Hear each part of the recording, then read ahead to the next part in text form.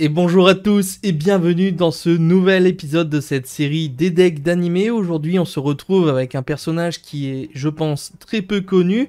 Il s'agit bien sûr de Thunder avec son deck des hommes batteries.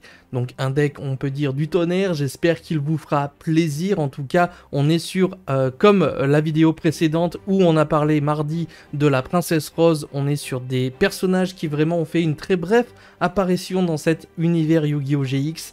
Et j'ai décidé de recréer leur deck parce que je trouvais que leur archétype à l'image de Princesse Rose et de ses grenouilles était très intéressant. C'est pourquoi aujourd'hui je vous propose le deck de Thunder avec des monstres tonnerres qui j'espère vous fera plaisir. En tout cas si c'est le cas, n'hésitez surtout pas dès à présent à liker cette vidéo, à vous abonner si c'est toujours pas fait et bien sûr me lâcher un petit commentaire pour me dire ce que vous pensez tout simplement de cet archétype homme batterie. Est-ce que ça vous évoque des souvenirs d'enfance peut-être? Est-ce que vous avez déjà joué cet archétype ou quand bien même, quelle est votre carte favorite du deck que je vais vous présenter? C'est parti. Les amis, tout d'abord, il s'agit du coup de Thunder. Je lui ai attribué la note de 3 étoiles sur 5. On est sur un duelliste qui apparaît lors de l'épisode 75 et 76 de la saison 2 et qui affronte Cyrus et David Cricket avec un acolyte. Malheureusement, cet acolyte, je crois qu'on peut pas créer son deck parce qu'on voit pas beaucoup de cartes qui apparaissent, etc. Du coup, on va se concentrer aujourd'hui sur Thunder et son deck du tonnerre avec les hommes batterie. Évidemment, c'est pas un personnage qui est marquant, c'est pour ça que je lui ai attribué la note de 3 étoiles sur 5. Au niveau de son deck, bien sûr, il est issu de toutes les saisons, même s'il n'apparaît que dans la deuxième saison, on peut englober vraiment tout Yu-Gi-Oh! GX avec son seul et même deck. Et au niveau du budget, il sera de seulement 20 €, à savoir qu'il y a 2-3 cartes homme batterie qui sont un petit peu plus rares que d'autres, et ce sera surtout Zaborg, le monarque du tonnerre, en certaines versions qui peut vous coûter quelques petites pièces, mais après c'est rien d'extravagant. D'ailleurs, Zaborg, le monarque du tonnerre, sera ici notre carte favorite pour ce deck de Thunder. En espérant qu'il vous fasse plaisir, on est parti pour décortiquer ce deck. Les amis, tout d'abord, on va commencer avec le légendaire Zaborg, le monarque du tonnerre, qui je pense va rappeler des souvenirs à beaucoup de personnes. Je rappelle que lorsque cette carte est invoquée avec succès par invocation sacrifice, on va pouvoir détruire un monstre sur le terrain, et ça à l'époque on sait que c'était pas rien. C'est pourquoi j'en ai mis 2 dans ce deck de Thunder, parce que c'est vraiment le monstre qu'on va chercher à invoquer. Et dans la même logique, et suivant justement des rajouts de ma part, j'ai rajouté le Zaborg, le méga monarque, qui n'existait pas à l'époque mais existe aujourd'hui.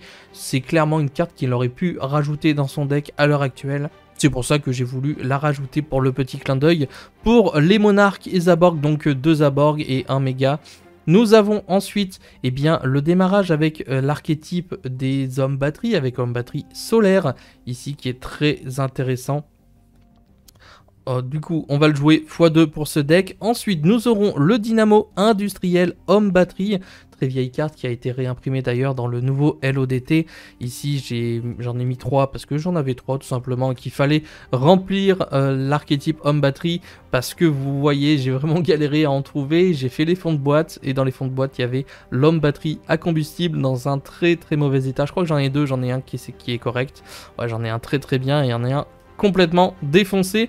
N'hésitez pas à regarder chez vous si vous en avez, parce que ça peut être des cartes très sympas à récupérer pour reconstruire ce petit deck justement. L'homme batterie D, donc c'est des cartes qui sont sorties justement dans les séries classiques de GX, donc qui sont un peu plus dures à récupérer aujourd'hui, mais qui ne sont pas globalement très très chères.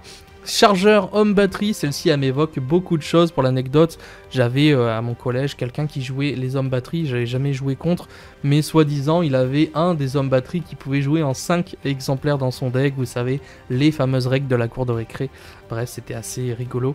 Donc ici, en tout cas, moi je vais le jouer x3 celui-ci, ça me paraît très très bien. L'homme batterie triple A qui fait référence aux piles, bien entendu. Ici, on va les jouer x3 également, puisque c'est les triple A, hein, tout simplement, pour le petit clin d'œil.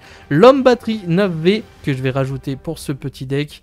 Ensuite, nous aurons l'homme batterie double A qui sont justement l'autre référence au niveau des piles que je vais jouer ici x3 également parce que ça reste les meilleurs hommes batterie pour faire la mécanique justement pour ce deck de Thunder.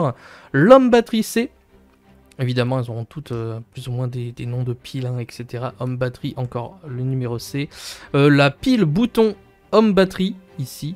Et ce sera le dernier petit tonnerre pour l'archétype Homme Batterie. Ensuite, ce sera des rajouts que j'ai fait pour faire en sorte que Thunder ait 40 cartes. Ce sera le Rayo, le roi du tonnerre, qui est une carte très nostalgique pour moi. Je l'ai joué en 2012 à un moment donné dans un deck Twilight. Je l'avais rajouté, une des premières cartes à l'époque qui était vraiment surpuissante, même si elle avait des effets un petit peu ambigus.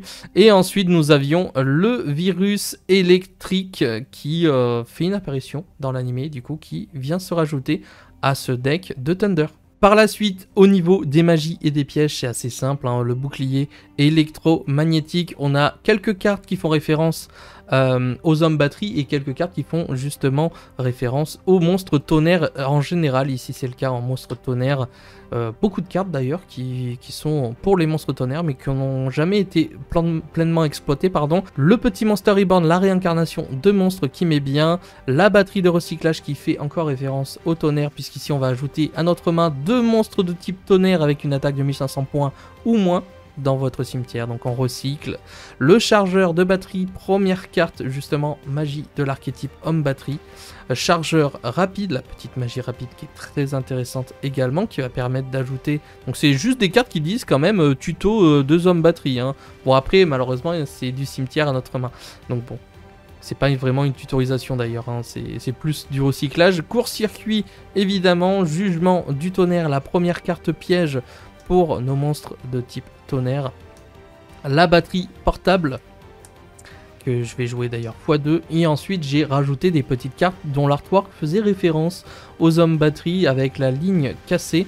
Donc une carte contre-piège qui va venir compléter ce deck avec l'adaptateur universel qui pour moi a complètement sa place dans un deck un petit peu pile électrique, homme batterie, tout ça.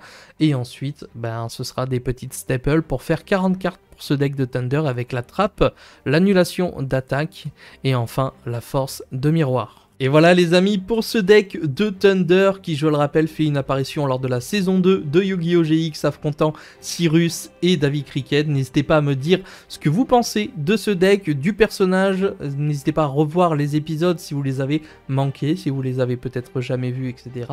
pour être sûr que ma decklist vous convienne et soit conforme à ce qui est apparu dans l'animé bien entendu, et me donner votre avis sur cet archétype homme batterie si parmi vous il y a des personnes qui ont déjà joué, testé et essayé ce deck des hommes batterie et savoir quelle est la mécanique et ce qu'il en découle, est-ce que c'est fort ou est-ce que c'est pas fort. C'est vrai que malheureusement, à part les sprites, au niveau du type tonnerre en termes de mécanique méta, il n'y a pas eu grand chose, donc j'attends quand même vos retours dans l'espace commentaire. N'hésitez pas à regarder la vidéo qui est sortie mardi pour le duelliste Princesse Rose et ses grenouilles, et nous on se donne rendez-vous pour une prochaine vidéo. C'était Yamiro, ciao les potes.